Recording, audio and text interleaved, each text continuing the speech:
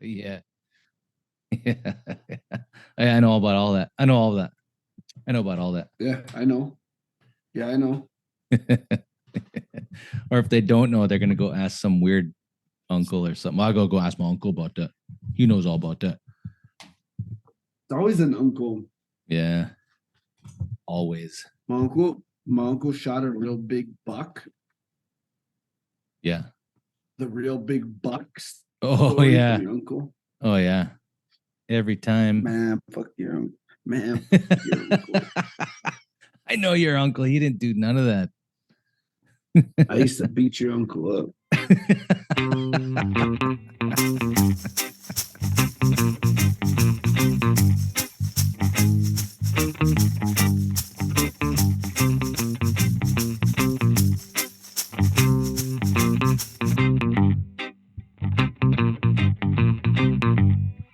Thinking cap on.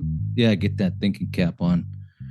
I ordered up myself a little cassette deck where I can transfer tapes to digital. So I had this. Nice. Yeah. I had this big sack of tapes from my dad's that he held on to for many years. He's got some a lot of recordings in there, man. Some Crow Fair recordings from 77, bunch from Hayes singers, I don't know what year, a whole mess from Kiyo. It's got some old tunes from Fort Hall. There's probably about 200 cassette tapes. 200 cassette tapes. It's too much. That's a lot of tapes, man. God, it's too much. I'm gonna have to. I'm gonna have to too much. Employ some old tape splicing techniques because some of them are busted. You know when they split. Right? You weren't even alive during the tape era. You ever had to splice a tape? I'm 40 years old, dude. Well, you're not getting that excited about all these tapes. You're kind of dull. I spliced the Public Enemy tape. I spliced the Public Enemy tape in my life.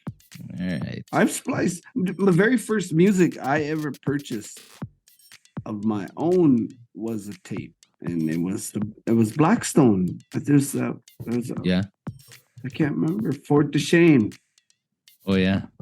I always tell that story where I got per cap. It was Crow Fair. They gave me a little bit of my per cap.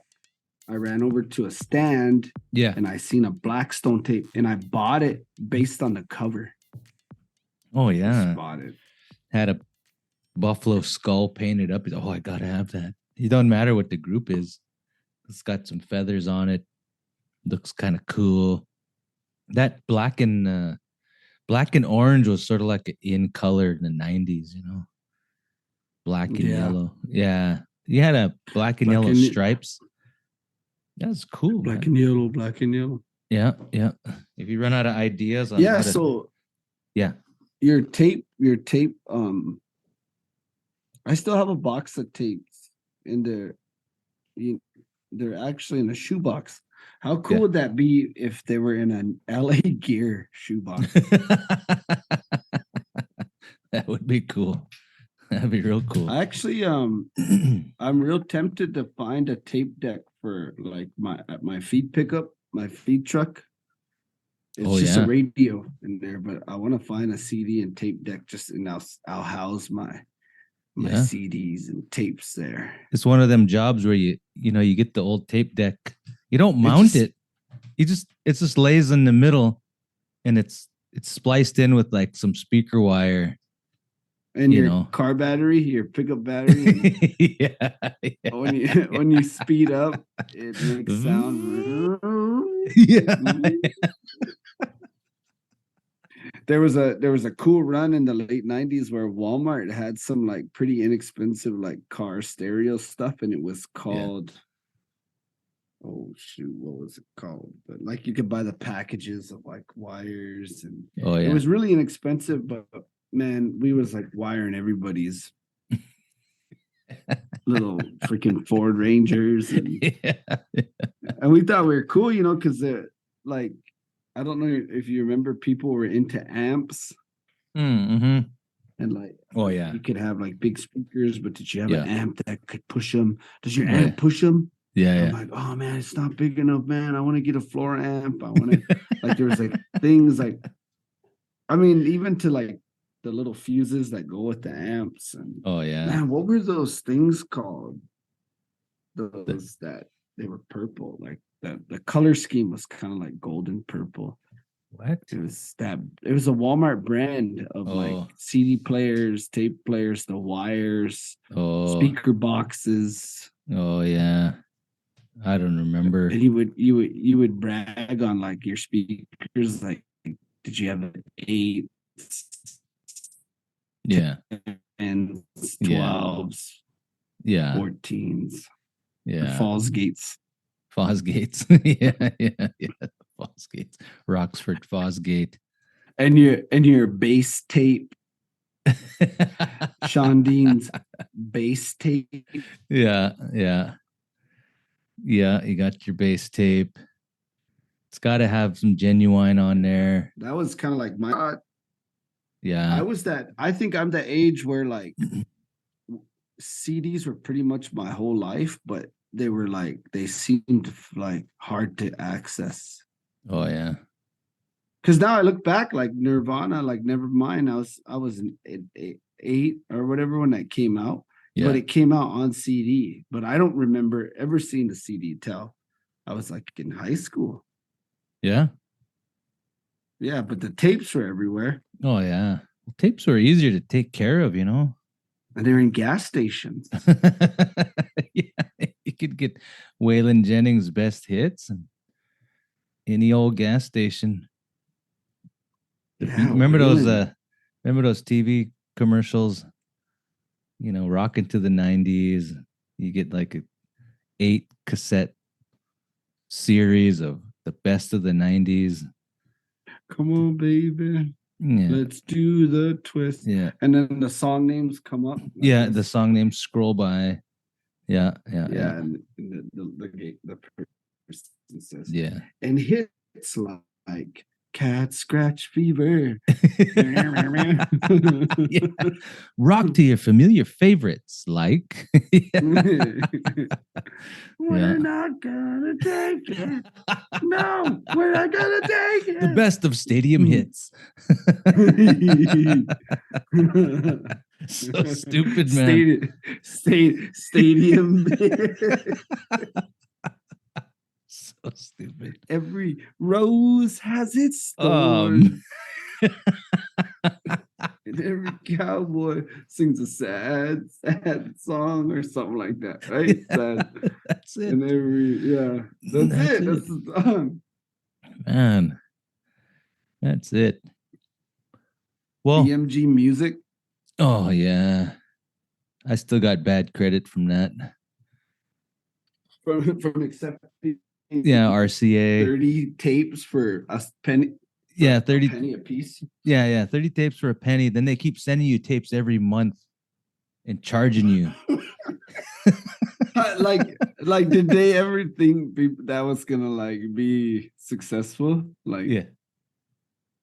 I mean, who's like, I'm gonna send you free tapes, and on the honesty system, you're gonna pay me back. You can check our money order to Richmond, Virginia. Yeah. COD.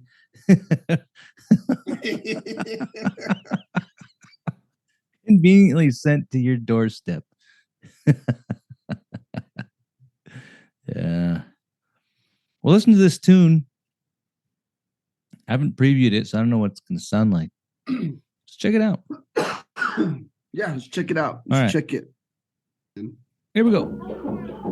Here we go.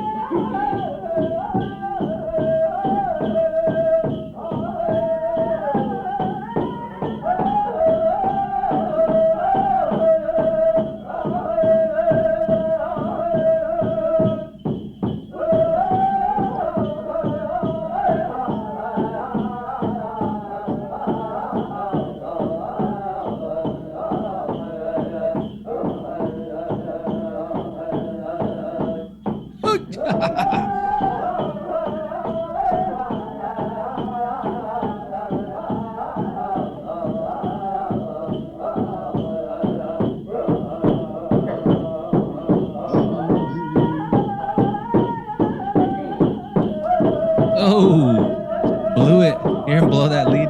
Yeah, it is.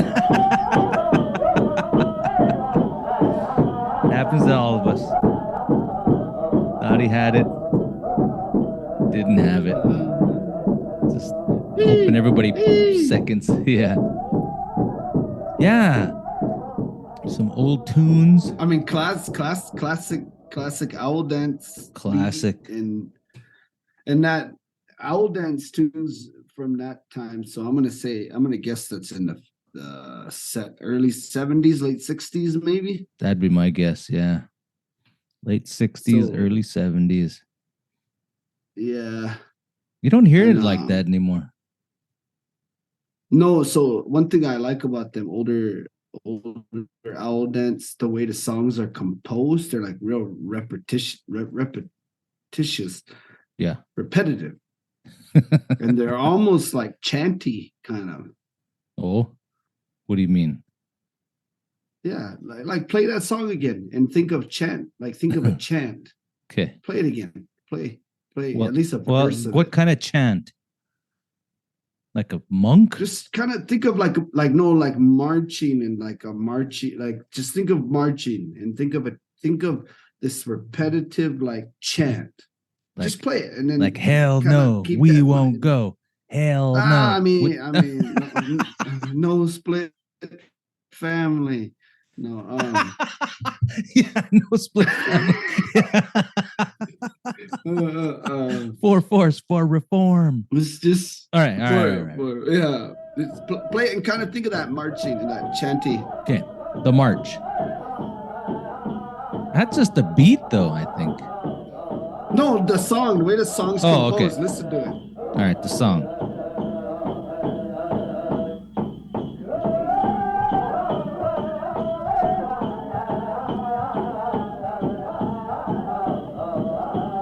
Oh, okay. I know what you mean. I know what you mean.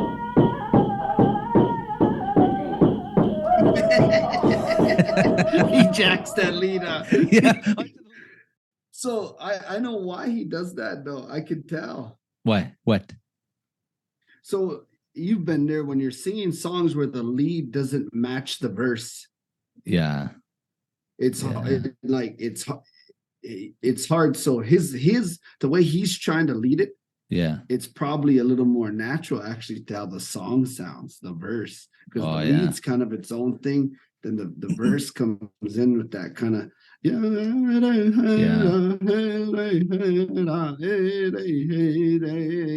know, Yeah. where like the lead is almost kind of its own thing. So if it was me and I didn't know the song and they passed me the lead, I probably would have did what he did. Yeah, he all he does is he jacks the beginning of the verse and Yeah. just takes that for the lead and it's Yeah. wrong. Yeah. And so he kind of, yeah. I could see it in my head, like when a singer messes up a lead, Yeah. you kind of look around and you fade out of your lead and you're kind of like, oh shit, I messed that up. And then a vet singer will always come in and pick you up. But Yeah. Yeah. but how many Yeah, I know times what have you you mean. been there, you know? Oh man. Those are the hardest ones when you're just learning a song. You can get the lead pretty quickly if it's like the rest of the song. You kind of Yeah. know. Yeah. Kind of know. That's But if kind of what it's- I'm getting at. Yeah. It's like Yeah. it has a little bit of a different composition to it, you know? Yeah. The lead. Yeah. Yeah. Yeah, I like it, man. I love them old owl dances. In fact, if I had to say, like, when it comes to cruising music, in terms of native music, like Yeah. powwow's cool, or like straight tunes are cool, and like grass dance style songs are cool, but that you can also kind of get like played out on that, you know. But like owl dance tunes are pretty much always cool. Yeah. Yeah. You don't hear 'em much Like that anymore either. old no, you don't. In fact, the best owl dance recording I've ever heard is that Six Cigar Ramblers recording, but they're not Oh, called yeah. Six Cigar Ramblers. It's just this Blackfoot owl dance songs, Oh yeah. but Yeah, it's yeah. pretty much like Herman, Yellow Old Woman, and Yeah. Armin Duck Chief, and like like it's a killer recording, man. Yeah. Like even this quality of the recording, very Yeah. Indian house-esque. Oh yeah. But it's not an Indian house recording, man. So if anyone wants to hear good owl dance tunes in clarity, Yeah. that's the best. That's the best recording I know of. But then Sound Chiefs back in the day, they have some killer recordings Yeah. of good legend singers, you know, from Oh, all man. over. The classics. The classics. Pretty good, man. My classic. Well, it's a good episode. Pretty good episode. So I'm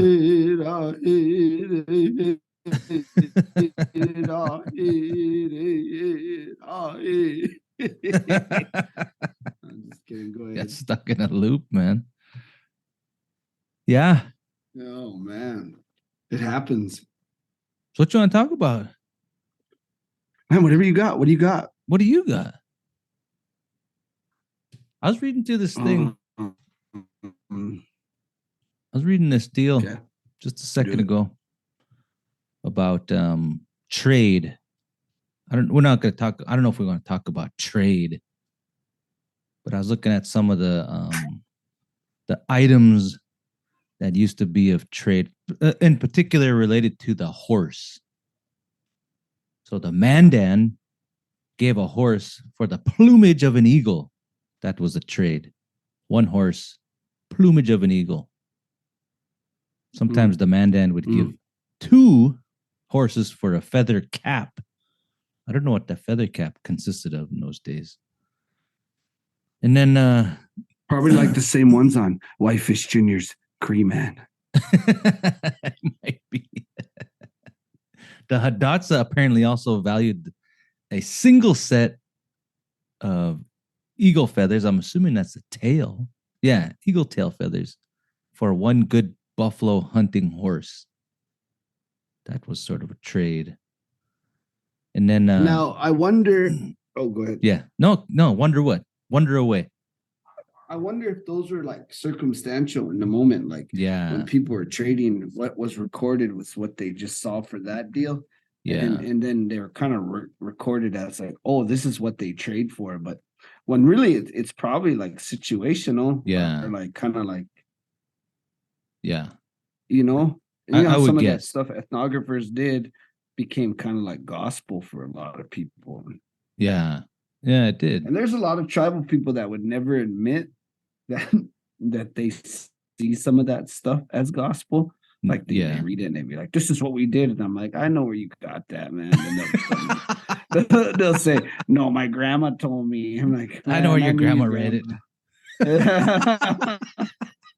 Your grandma didn't know Franz Boaz. So it has some crow references here too. 10 weasel skins alone would bring 1 horse. 10 weasel skins for 1 horse among the crow. I mean, very well could be. Very well. A skin shirt and leggings. Oh, wait, garnished. Further garnished with human hair and porcupine quills was worth 1 horse. Mm-hmm. Would people trade their scalps? I don't know. Maybe this wasn't it's scalps. Like maybe someone, it was maybe it was more just trim, you know, like when they were trimming their scalp up to put on a stick. You know, I got that leftover hair. Throw it on a shirt. Could be. Very well could be. I mean, your guess is as good as mine when it comes to this, but I also I don't think it was this like strict, you know? No. I'm sure there was some variation. Well, yeah. I mean, you see it today. Yeah. You see a lot of variation. Well, yeah. A lot of copying. A lot of intertribal exchanges of styles. Yeah, it's whatever's hot, you know, whatever the contest calls for. I was at what? I was at Walt Renzabov on our last episode. I was at his daughter's sweet 16 birthday party. Oh yeah. it was like a round dance. Yeah. Just last week, I was standing outside visiting with a friend of mine, and I was like, you were just talking about whatever is kind of in and hot right now. So, like 10 years ago, if somebody wanted to trade a ribbon skirt for something, they probably wouldn't have been able to get what you could get now for it. Yeah. Am I wrong? You're not wrong. You're not wrong. Yeah. Are you nervous? Are you nervous at where I'm going with I'm this? not nervous at all. Not one bit. Because it's the truth. Man, it's That's the truth. true. These ribbon skirts all of a sudden have taken on this like mythical, like It is. I mean, they're borderline Amish, you know what I mean? Yeah. I like it. It's good. It's Yeah. good. I like the idea of occasions where people should dress up out of Yeah. respect for the moment. You know, Yeah, I yeah. do like that. I like that. Yeah. But just when we kind of adopt this like notion that these things hold more value than they probably should, you know. Right. So, but like going back to the trade thing, we tease, but I mean the truth is there was a long time there. Ribbon skirts are not new, Right. so they've been around for a while. Yeah. As long as the ribbon shirt has been around, Yeah. at the very least. But we all know that in 1996, nobody cared about ribbon skirts. No, not one bit. Mm-mm. No, No. it's not a thing. And a variation of that kind of ribbon skirt idea has been around with like those Eastern tribes for man, a long time. Right. Hundreds of years, you know? Oh yeah. Yeah. Nothing new.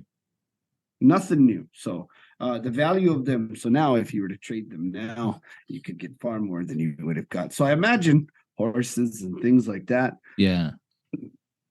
A whole different value, you know, like Yeah. early on when the domesticated horse comes around a little more, and that date's debatable. So I'm not going to do that here where I could care less when it came really, but I don't when know. it came early, it was of more value probably.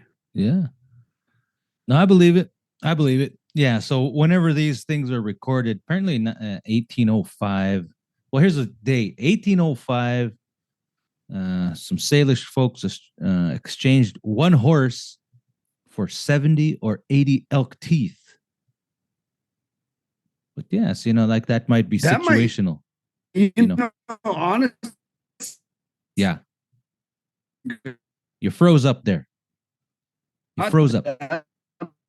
You're freezing up. You got this weird face. You froze up. Say it again. Say it all over. You froze up. Great. I can't hear one word you're saying, man. I didn't say anything. Yeah, you did. I was hearing you going off. I started talking and then you said you froze up, so I stopped. Oh, maybe I was hearing myself. And I didn't say nothing after that. And then you just kept shaking your head. Okay, say it again. 60 or Oh, 70 to 80 elk teeth. 60, the elk teeth. Yeah, Say it. what about them? Well, say you were gonna say something about it.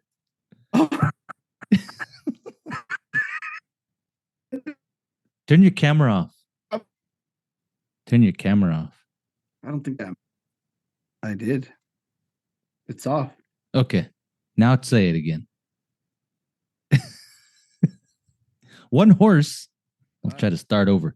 60 to 70 elk teeth. 1805. 1805. But yeah, that's probably a fair trade, huh? Nice saddle horse. Nice little hunting horse, maybe. 60 to 70 elk teeth. Yeah. I could see that. I would say so. Yeah. Yeah. So that's the deal, though. This is the deal that you're talking about is this danger that happens. We've talked about it. I don't know how many times we talked about it, but we see it often. Is this idea of about the past, how the past was? And I don't know when that where the heck did it go wrong? Where in the heck did we think that we were these like, I don't know, some weird romantic version of what we used to be? Like we were some, I don't know what. You know what I'm talking about. Yeah? Oh yeah, romanticism. Yeah. We, Oh ta- my we talked about it. God. Talked about it in detail. Oh, what's going on, man? You all right? What do you want me to say? What do you... Well, your internet keeps timing out. Just and so ask me. Ask me straight up. I don't gotta ask. I don't have one. I got But this is full internet. this is it. This is the deal. Okay. When okay, so I get this a lot.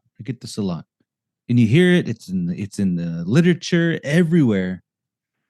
Indigenous knowledge is going to be the answer to climate change. You see that a lot, right? Like indigenous knowledge is the understanding of from indigenous people is going to help to save the climate crisis. And you also hear this message too often, that indigenous knowledge is well, we talked about the holistic part, but this one is also always attached onto it. Indigenous knowledge passed on from generation to generation. This intricate knowledge of the land passed on from generation to generation. And my first thought always is, well, that was probably true, 200-300 years ago, but today we had, of course, a huge fracture in that, in the way that we lived, and we don't really live that way no more. And our parents didn't live that way, and maybe even our grandparents, and possibly our great grandparents. So then it makes me question and wonder, well, what are they really talking about? What do they want from us? When I talk about indigenous knowledge and the climate crisis, especially when they're talking about land-based things, when most of us just sort of live like the rest of the world does, we got jobs and we're not out trapping and trading anymore, we're not hunting every day to survive. What are you getting at here, Shandin? I need you to say it. We're not digging up bushels of bitterroot. I want you to just come out. Well, I want to know what you to say it. This is what I wanted. I want to know is how in the heck, how do we get across to our own people the reality of what just the reality of things? Because I bet you put one Indian dude in a room full of white folks, and he's gonna ham it up, man. He's gonna live it up. He's saying, "Oh yeah, all this knowledge we have of the land, all is generations and generations ago. I have all of that. It's in me, and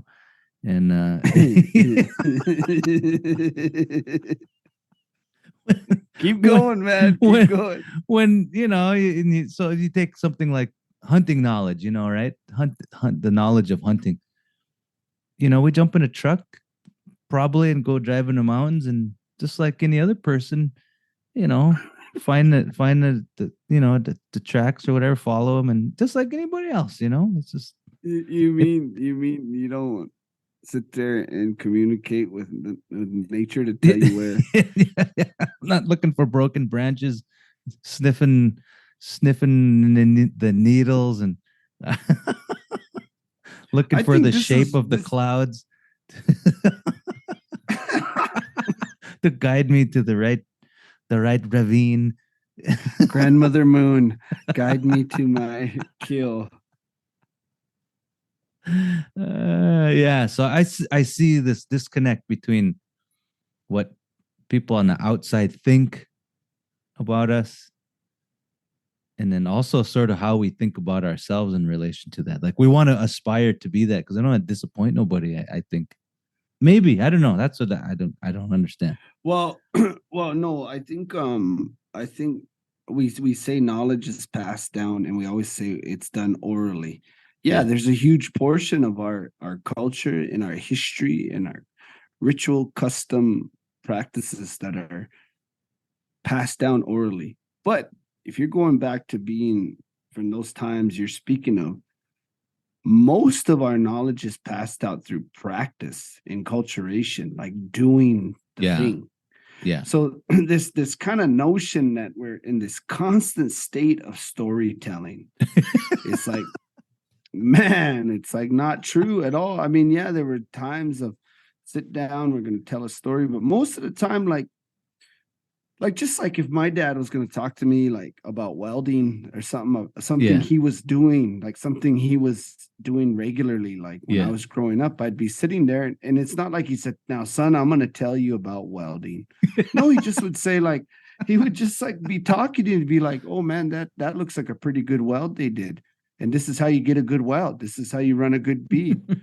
He wasn't sitting there like going, son, this I'm going to sit there and I'm going to teach you, I'm going to tell you the story of how Coyote gave us a good bead. Like it's just, I'm it gonna wasn't sit. like that. And I don't, yeah, I want you to dude, sit I on the don't think it floor, was, son. I'm gonna sit in this chair, and you sit right you down. have to give me Dim the light. tobacco, son. Dim the light. Give me tobacco, son. No, I don't think it was that way. I think that like knowledge amongst your family was a lot of times passed down through practice. And we Yeah. should never forget this, that practitioners' knowledge and non-practitioners' knowledge, although there's value in non-practitioners' knowledge, man, the practitioner's knowledge is always the one you go with. Oh yeah. Yeah. And I really learned to value this in my time living at Flathead, because I can say this because I don't live there and I'm not a member. This is just the outside looking in. Right. I noticed that people who were in the culture, what quote unquote, the cultural authorities were always non-practitioners. So Yeah. their approach to passing it on or to talking about it was kind of real distant, even in the way they spoke. Yeah. So it was always like, we used to do that, or they don't do it right, or blah, blah, blah, blah, blah. Not once ever saying, like, well, let's just go watch them do it. The ones Yeah. that are doing it, let's just go watch them do it and see if it is right. They wouldn't even know if it is wrong. They don't go. Yeah. Yeah. They're Yeah. just going off of this kind of weird notion that it's somehow what they're doing is wrong. So I learned to really value the practitioner's knowledge, the people who are actually doing it. Now, I'm not saying, this is where people would probably misunderstand me, is Yeah. you can definitely learn from people who just observed in their life or who just have stories that were passed down to them. There's still a lot of value in that. Oh yeah. And in many cases, because of culture loss, that's the only stuff we have. But I also think that's where that's been adopted, that kind of like we sat down and passed down knowledge. And that's partly because the last 120 years has been that. And it's had to be that. It's had to be the sit down, I'm going to tell you something. Yeah. Not Yeah. saying that that didn't happen Right. before, but most of the time the approach is different, Oh yeah. So like, for example, like today we were talking, me and some other people were talking about the crow story of Lodge Boy and Spring Boy. Yeah. When Spring Boy was thrown into the spring and he became a fish, right? Mm-hmm. So then his dad tells his brother to get some toys, boys' toys, and put them by the spring and to prepare a sweat lodge. So they build a sweat lodge, and they kind of coax the spring boy out of the spring, and they capture him. And this is a long story, but they capture him and they throw him into the sweat. And the dad pours water on the hot rocks till that boy's burned. Till he's burned. And when he opens the door, he sees that his boy is not a fish anymore, that he's a boy. Now, in that moment, practitioner's knowledge was far more value than an oral lesson. That dad didn't say, go capture your brother. I'm going to pass some knowledge to him. I'm going to sit him down and I'm going to say, son, you're not a fish. I don't know why you think you're a fish. You know, this is why we're not fish. This is what Coyote taught us, or whatever the thing is, right? He took that boy, he threw him in the sweat, and he burned his ass. And the truth is that sometimes the practice of something is the fastest way to learn it.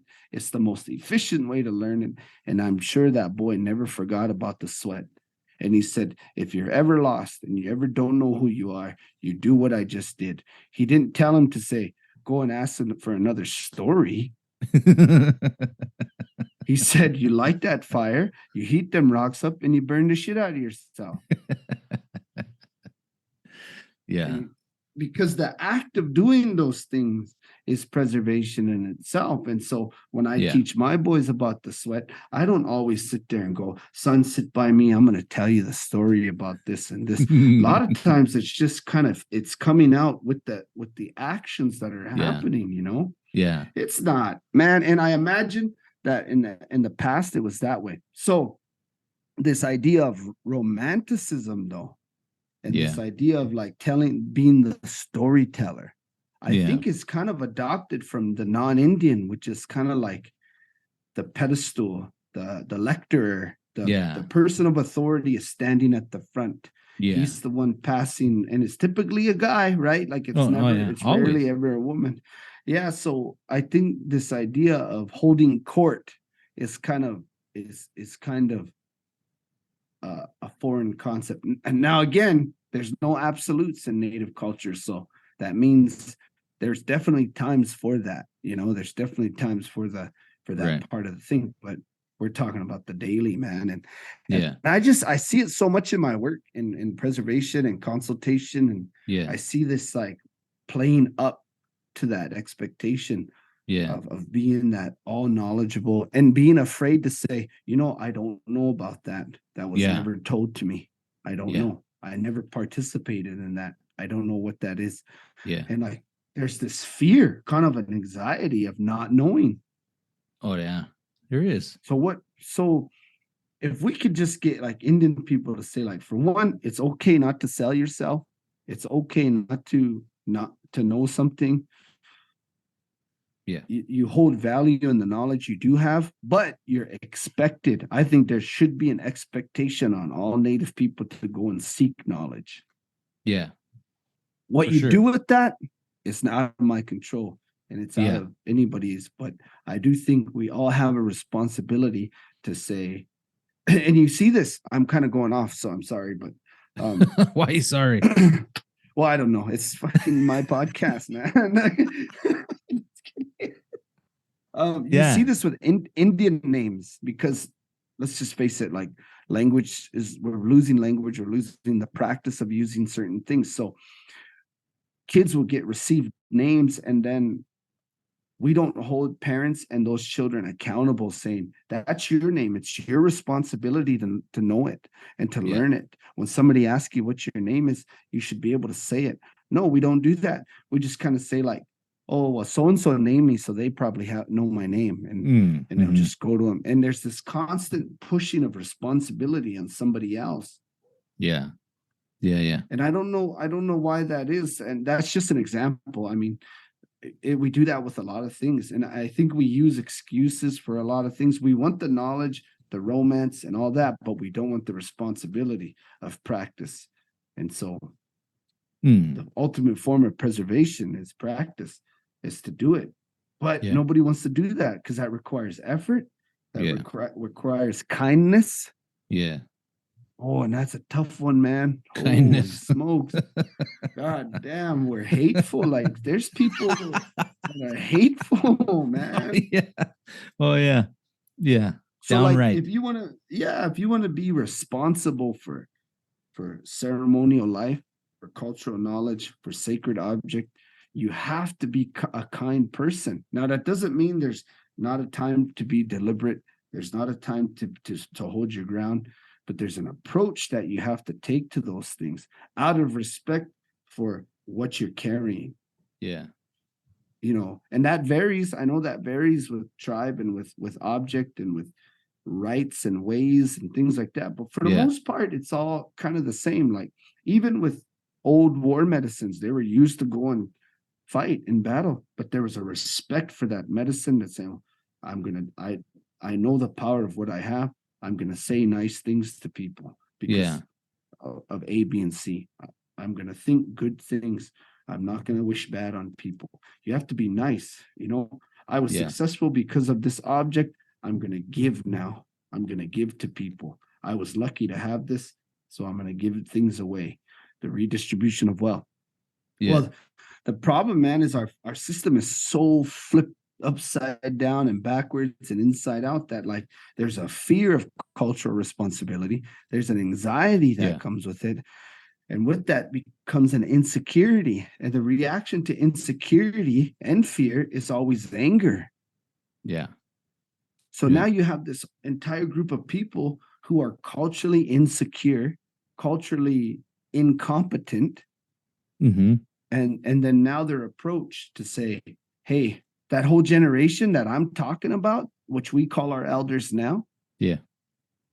That's them. They don't, no disrespect, but a lot of them don't know.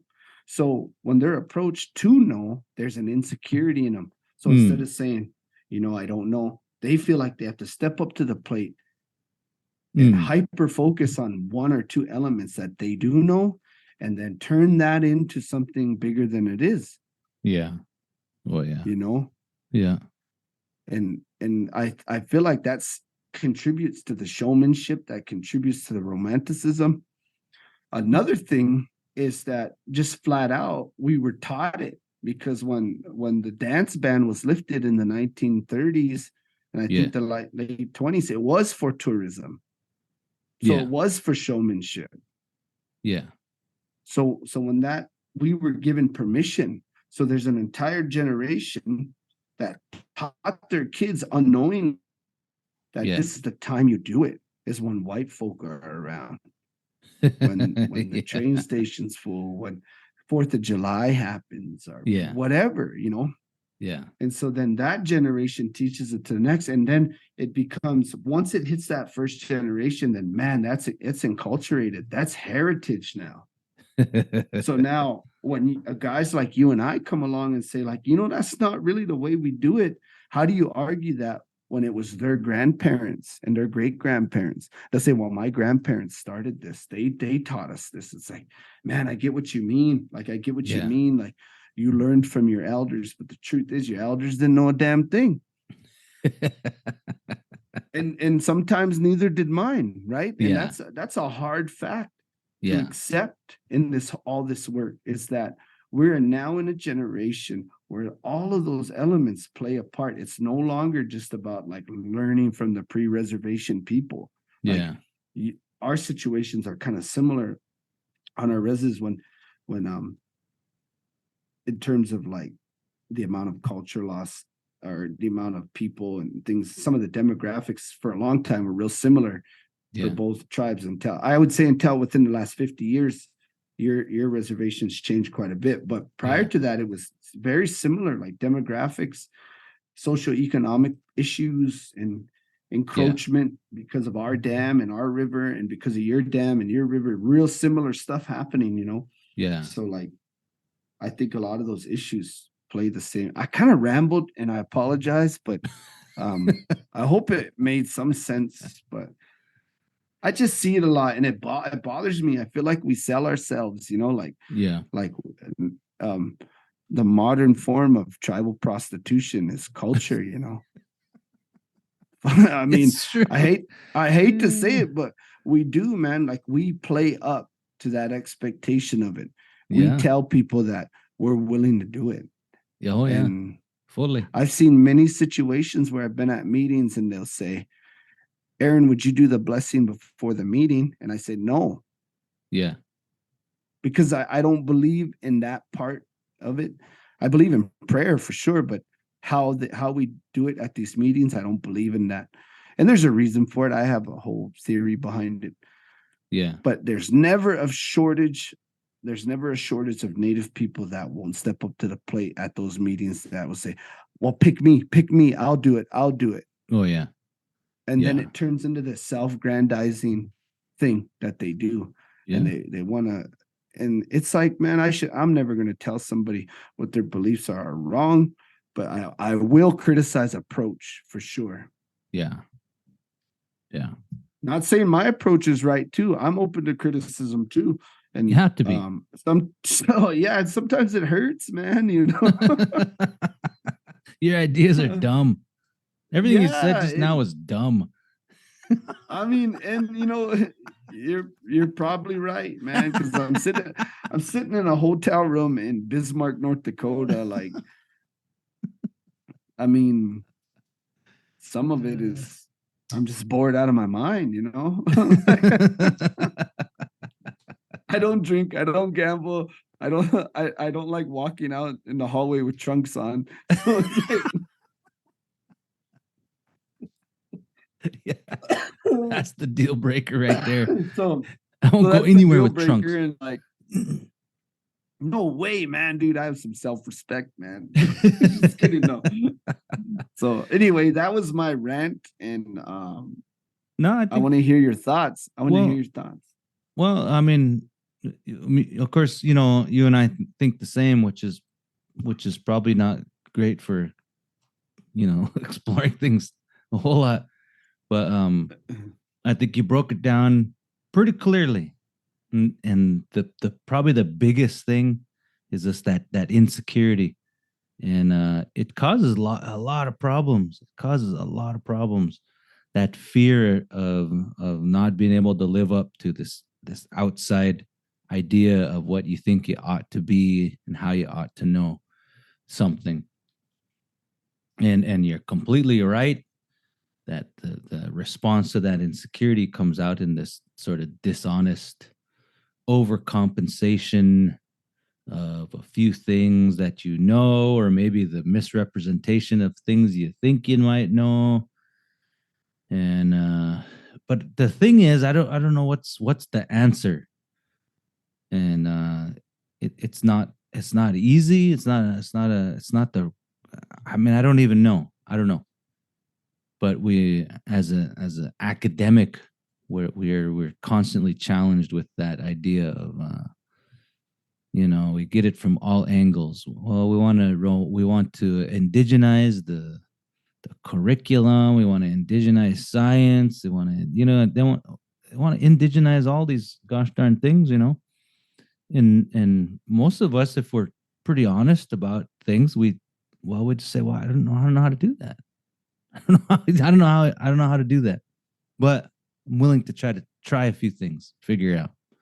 So when you're completely honest with folks from the outside looking in, they're kind of a bit baffled, you know, when you say, oh, I don't know. They're like, oh man, what? I was on a panel, and one of the questions, the first question the person asked me was, how do you indigenize the curriculum as a student, you know? And I looked them right in the face and I said, well, I don't know.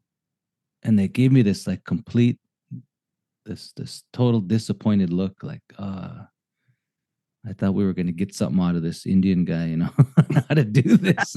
It's just completely deflated, you know. And then so I have to further explain, well, this is the reason why I don't know. And sort of along the lines of everything you said, there's been this whole these era in time where things have been extracted from us, the loss of all this. And I try to hit on all these points, you know, when we talk about the transmission of knowledge orally. Yeah, that, you know, if that was a thing, it's been disrupted completely. You got people who don't practice their ways no more. We live like everyone else, but we live in a certain context that allows us to access that knowledge if we so choose, or even to access the what might be left of sort of the things that could produce new knowledge. We're privileged to have access to that, but some of us choose to do it and some of us choose not to do it. That was sort of my answer. And then you got to take that, if you choose to engage in it, then you got to interface it in this odd structure of education, which it just doesn't clearly fit. But that's the job we had to do. But I get a lot of that, especially when I read any sort of literature about indigenous matters. I try not to be critical of it because everybody's on their own pathway of learning. And I appreciate when folks are just upright and honest about it. So I'm like, for example, some will say, I'm a reconnecting indigenous person. I don't know these things. I didn't grow up like that, but I'm reconnecting. And I was like, all right, I get it. I know where you're coming from in that way. But some of it is, it's just grandiose and playing up to what ought to be, what people think they ought to get out of a native person. But the answer, that's what I'm looking for. What's the answer? And I kind of step back a bit and think about it very critically and try to understand it from the minimalist perspective of I guess just sensory data. What do we see, feel, hear, touch, and is that different than some non-indigenous person? I don't know if it's that different, but I think if you talk about it from a practitioner standpoint, so the indigenous practitioner has sensory data about the world that's refined by this advanced understanding of the context in which it's placed in. So this person can take data and evidence, and he can pick out the sort of the higher order evidence, the thing that will resolve higher order uncertainty, and they can make sense of the things that they see within this very particular context. Whereas some outsider, don't matter who it is, could be another indigenous person, like someone who's really good at hide tanning, as an example, just to romanticize ourselves some more, It could be anything though, It could be bookkeeping. I don't know. But if they're really good at it, they know everything about it. And when there's a sort of some uncertainty that creeps in, they have the tools, the higher order evidence to untangle it and make sense of it. And that's what I see. That's what I think that's what I see non-indigenous people think, that we can all do that we all have access to that. We all employ those tools, and we have this way that we can answer the climate crisis by just, I don't know, like we can just do it. And I don't know. I don't know how we're supposed to do it. It's just strange. Oh yeah, I forgot we were talking about climate. No, we weren't. I'll just give that as an example. As an example. I thought okay. No, just as an example. That's just one example. Well, I guess you gave a couple, with like curriculum too. Like there's the answer for the curriculum question, or the answer for the climate crisis. Or for me, for a lot of my work, it's like the indigenous approach to archaeology. Like, what is that? And it's like, man, you can only put feathers on something for so long before you just say, you know what? It's just archaeology. It's just the idea that maybe we have a different view of the world, and like we're just gonna see shit different. I don't know. I don't know what it is, man. But all I know is like I ain't gonna wear a ribbon shirt. I ain't gonna freaking smudge you off. Like, you don't go out and do a dig in a ribbon shirt and then expect to have different results. No, but man, I'm gonna be honest, and I'm gonna get hate for this if people actually listen to our podcast, but that's what happens. Yeah. That's what's sold. Yeah. That's what's sold to everybody. And it's like, on the one hand, to me, it's like, well, kudos to you then. I'm not going to stop any native person from making money or from figuring out a way to just do it, but at the same time too, you're not going to get me to put on a show for anybody. And it's almost become like my thing, like what people know me for. Like, I like to talk and I like to visit people, and in the right situation, I will share a lot of things that I've learned over the years.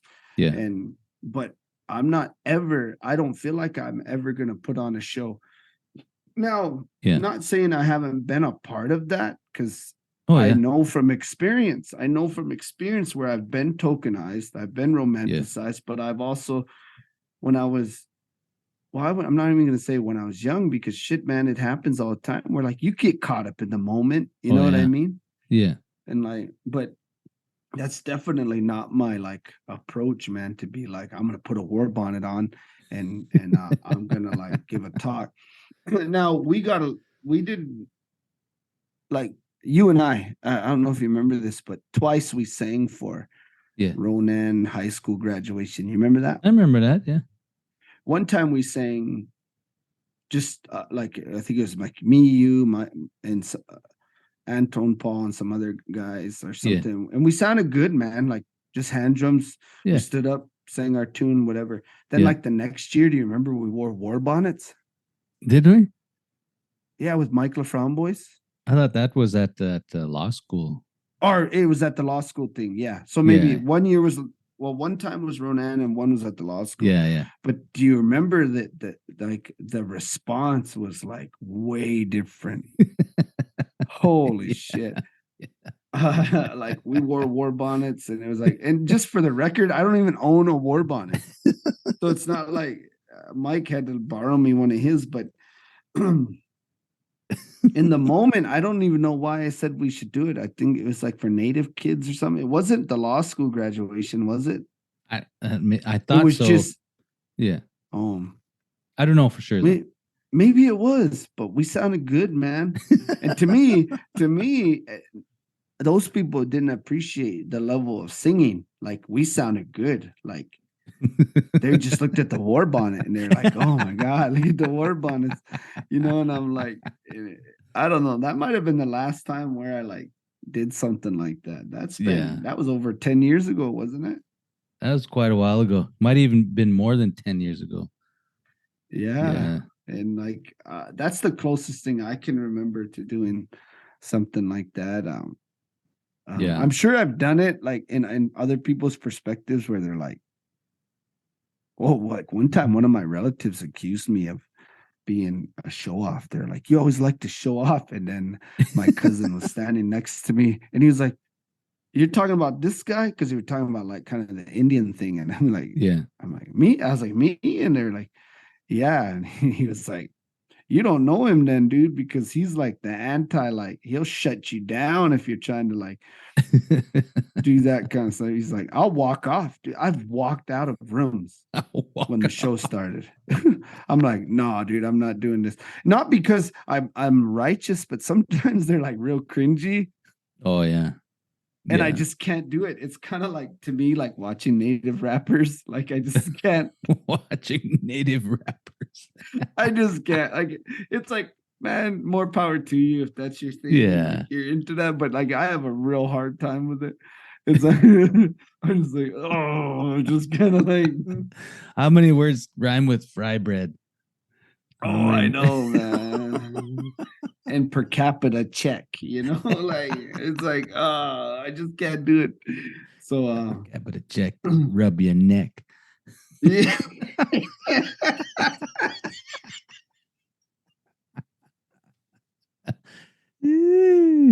Yeah. Oh, You're going so off, man. I am. I know. I'm sorry. I should stop. Reel it in. Reel it in. No, it's I'm reeled true. in. It's true, man. And the you know the answer is just through it. And I don't know a better word, but I don't mean what I how I'm saying it, but through education is how it changes, but not education in a formal sense, but education back in what you said at the beginning in the practitioner's sense. You know, to I know there's a group of people and they're never on the radar. They never post videos of themselves doing stuff on social media. They don't put the Twitter post that says I'm excited to announce that I'm doing such and such, whatever. They just do it and they don't really, not concerned. They're in a way the sort of a jokey word, now, but they're humble about it. They do it And if you ask them about it, they tell you, they invite you to do it with them. They don't, and there's never expectation that you have to give them anything. It's this the plain value of wanting to pass along the truth. But those people are few and it seem like and very far between, because it takes time, to be a practitioner in something takes time, and it you don't need to write a grant for it. You don't need to create an LLC for it. It's just it's part of your life, It's part of your life. So that's what you're describing to me is like when we had John on the podcast and when we were doing the IRC stuff back then, and he came and talked. Though his approach was that like when it came to culture, it's like at the end of the day you got to just do it. Like the grants, the incentives, all that comes later. Like if it comes at all. Yeah. But at the end of the day, you're doing it because that's your people, that's your belief. Yeah. And I feel like the approach to preservation of language and stuff is kind of this like catch-all thing now. Let's just do it. Let's just do it. You should get involved. When it's like, at the end of the day, though, it comes down to people. You have to believe in that you have to say, that's my way. That's the way I am. Mm-hmm. I'm doing this because it makes me whole, or whatever the thing is, and we've turned like culture and language into like rehab too. So like it's supposed to fix everything. And so now it's like a turn off for people, and it's like, man, culture's there to use it. It needs to be used in all situations, but like, it's kind of like, if you grow up and your parents always threaten you with the cops, I'm gonna call the cops on you, or you better climb down. If you're not listening, I'm gonna call the cops on you. It's like then you're 16 years old and you don't like the cops, and you've never even had an interaction with them. So like culture's the same way. Like we use it to like discipline. We never say like, well, this is also how you thrive. Like this is these are tools. Not for any one reason, but for all reasons. And like when we talk, the crows will talk about the sweat lodge or the pipe or whatever, they'll say dimya. They'll say owazu dimya, and that the sweat is for survival. This is how I survive. Owazu dimya. So this or if it's the pipe, you say ipcha dimya or whatever, whatever that is. That's we don't just say like, it's not a recreation, like how we treat it now. It's not a trade you learn at school. Sweat House 101.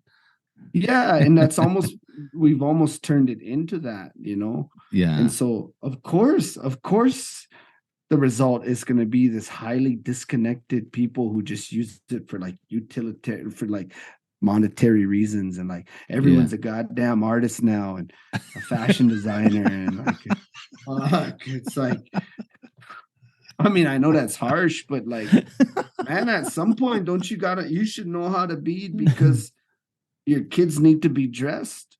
It has nothing to do with me wanting to like put my shit on display or whatever it is, and if you could do that, man, more power to you. But you can't be a badass beater and then your kids have whack shit. You know what I mean? Like you gotta like, it's gotta be about them first.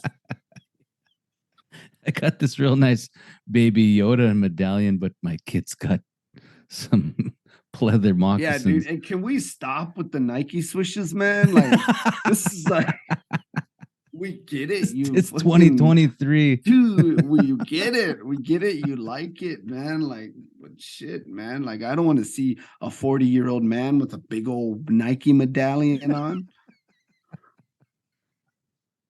If you ain't sponsored by them, I need you to settle down on the advertisement. You're carrying some hate today. This felt like a therapy session for you. You got a lot on your chest. Dude, I'm on one. I'm on one. You let it all out, man. That's good. I'll stop. Stop though. No, there's more in there.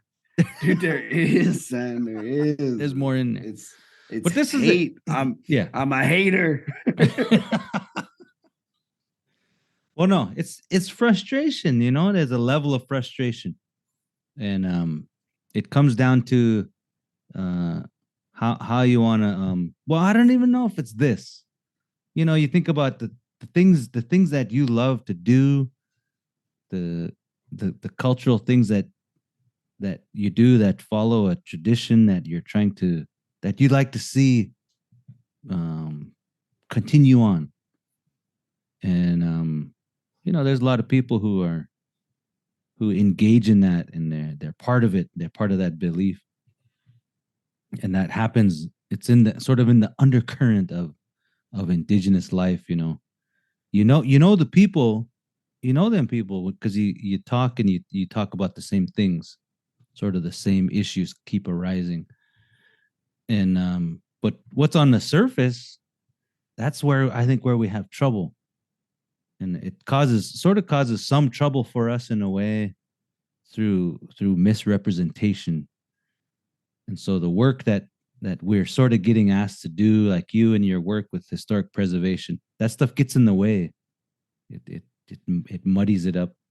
And in my line of work, in education, right, academics, there's I always have to do some repairing of ideas.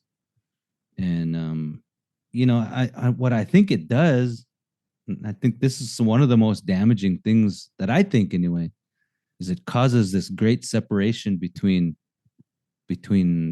like non-indigenous and indigenous people. They get this idea that because they read it, they consume it all the time, is that we're so vastly different in the way we think and do things that we have this sort of special gift and power in some way. And when people buy into that, then they start to act differently from other people. But in the end, and the thing I always try to fight back on is that no, we're not that different.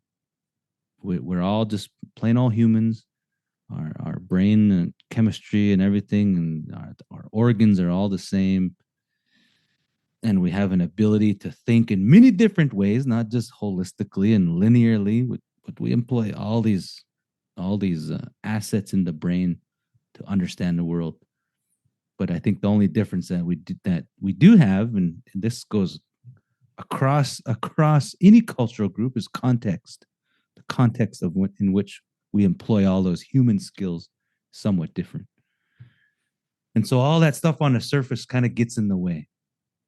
It gets in the way. It puts this image in the minds of people on the outside of how we ought to be and how we ought to act.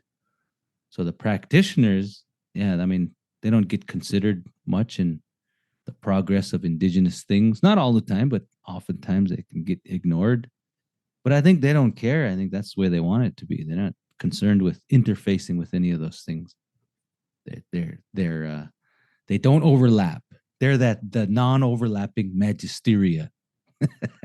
Oh, yeah. If you remember that discussion.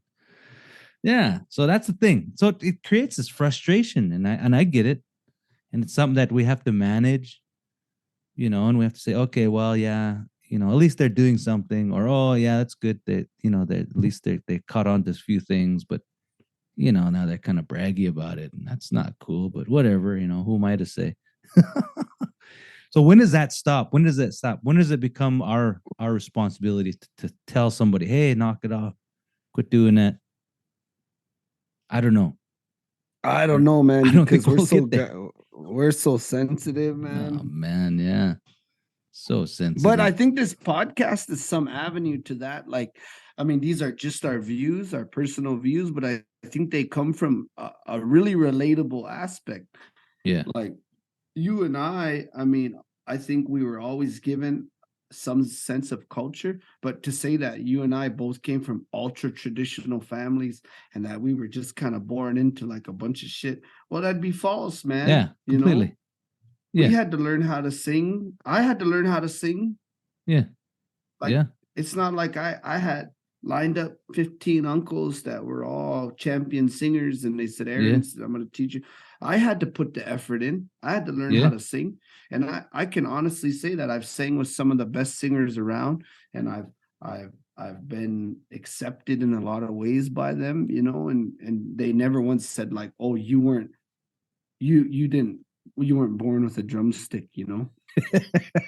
It's like, well, shit, we're not all like Walt. Like Walt runs above when it comes to singing, was very privileged, but he knows that, and you could tell he has an appreciation for it. Like he doesn't take it for granted, and so that to me, that's different. So when he starts talking about that stuff, it's not like a showmanship thing, because I'm like, there is an appreciation for it. Yeah. But it's also like when it comes to that world, that's what he knows, and that I would not question him over a lot of other people. Right. And so I think our podcast in a lot of ways can be a civil approach to people hearing at least a perspective that will make them question their own. And, I think so. I've been very fortunate when it comes to like not only Crow ceremonial life, but like even like your people, the Blackfeet people. I've gotten to see a lot of things that most people don't get to see. And it wasn't because I was selling out. I think it was because I was being who I am. Yeah. And I think people ultimately appreciate that. Yeah. And so, I was real fortunate. People just took me and said, come on. Yeah. I said, all right, you know. And I never once was trying to be like the center of attention, or like, oh, give me these songs. I want those songs, or show me how to do this. No, man, I just kind of went along for the ride. I learned what I could. And to say that those things haven't affected my life would be like a lie, you know? Yeah. So, but I had to learn it from nothing. It took effort. It took having to stand there and wait, having to set up chairs, having to start fires for people, and having to cook meat, having to just be the peon or the gopher. And I just loved it. I just enjoyed it. I liked being out there. I liked being around those kinds of people. And eventually they're going to say, hey, come sit over here. Come sit by me over here. Pretty soon, you're either in the front, but that's never like the goal. Like, but it just seems to be like. So you're brown nosing. Earning. Yeah, maybe brown nosing. I don't know, but I never started it saying, "Oh, I want to go to a medicine dance, so I'm gonna kiss someone's ass." It was really just like, every time I'd see people, I'd visit them and act normal, like just act normal. Christ, man, like, and then eventually they're like, they're like, come up, you know, come up, you know, and it's like, I think that's what people at the end of the day, that's what people got to do. You got to put your pride away. And you got to start from the bottom like everybody else. And just like any sport too, like you wrestled for a long time.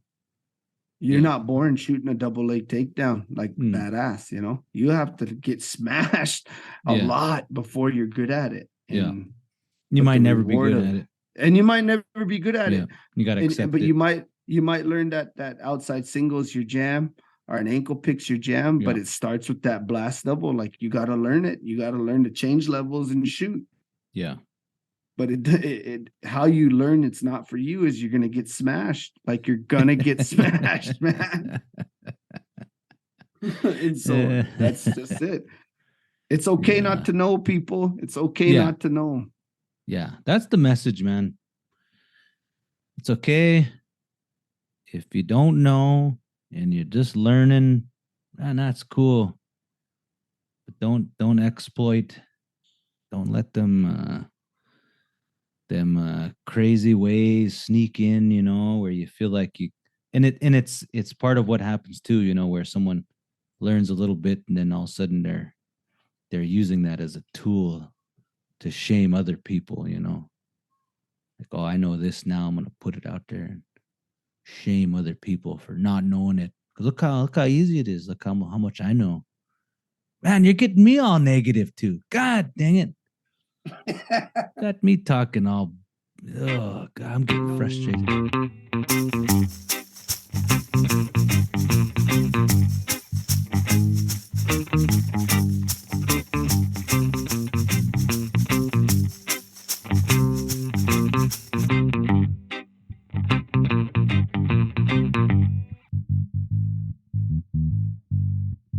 Can end. Let's end it. Well, wait a minute. Before we end, I want to do a little Patreon shout out I can put on the end here. Okay, do it. So I'm gonna go through this list of our Patreon sponsors, starting from the bottom. We got Rachel Holster. Man, with us for since 2021, beginning of 2021, helping the show out. We've got Marzena J with us also since 2021. Am I reading that right? Yeah. You know any of those folks? Rachel follows me on my indigenous archaeology. Nice. page. Shout out. Give her a shout out. Yeah. Hey man, thank you, Rachel. Yeah. That's awesome of you. That is heartfelt. Ryan Swanson. Ryan Swanson's been with us since 2020, December. Cool. It's awesome. He's stuck with us a long time. We got some new ones. Some new folks. We got Jacob, I think Knutson. I'll have to correct me. But cool guy. I just met up here in Vancouver. Pretty cool guy. Had a little chat, come and visit. Brought over some gifts. We had a little exchange of ideas. So yeah, shout out to Jacob out there, keeping it real. He does some good weaving, finger weaving. Ooh. Yeah. Yep. A nice weaver. Yeah, I got that weave, that deadly weave. Okay. Julian Peterson with us since December 2022. Right on. You know Julian Peterson? He might be one of my indigenous archaeology followers. That name sounds real familiar. Oh yeah, I know who this is. I think we had a couple chats on Instagram. I think. Oh, he might be one of your friends. Maybe. Well, I don't think we've met, but we've had some chats, and I think he even gave some commentary on some of our shows, some ideas, etc. Right on, Julian. I think. Jason Friage. I think that's how you say it. Freighage. I don't know how to say that. I think that's right. Since March 2022. Right on. Pard. And then Heather Sobrepena. I think I'm saying that right. I don't know. Send me a message. Let me know. With us since December 2022. Yes, sir. Then a longtime sponsor, of course, Emma LaFave, since November of 2020. Holy cow. That's awesome, man. Awesome. Thank you. Longtime sponsors. Yes. Longevity. Longevity. Means a lot. I'm tearing up. Nah, I'm not. Anyway, Amber Weaselhead, my sister cousin, April 2023, pitching in. Awesome. She does some artwork there. If you can look her up online, maybe throw a few dollars her way. Amber Weaselhead. Google her up. And then, of course, we got Luella B. I'm assuming that's Bryn, because that's what it says on the email. Yeah. Thank you, Lulu. She's was just texting me. I was just texting you. Yeah, she texted me a picture of a dog with a Carhartt jacket on. Oh, cripes. She's been with us since December 2022, on and off. Yeah. 4 points press. Even been a guest. Oh yeah, guest. Yes, kind twice. Of somewhat almost like a co-host, even in an episode or two. Yeah, she tried it out. Yeah. Since 2022. Then we got some. Let's see, another one, fairly new, January 2023. Dylan Shields, right on, partner, right on, helping out. This is pretty good. Nice. And then our last Patreon sponsor, Travis Davis, with us since February. Yeah, since February 2021. Really helping out, man. This guy. I don't know, but he's been really sticking with us. But that's who we got. That's pretty good. Nice, man. Thanks to everybody. And if you're interested in being a sponsor, of course, click on the Patreon link. Yeah, all those kind of things. That's cool. It helps out. Cool, man. Yeah, man. Good one. Thank you guys for helping us. Yeah. All right. We're out. All right, man. Okay. We're out. Talk to you later.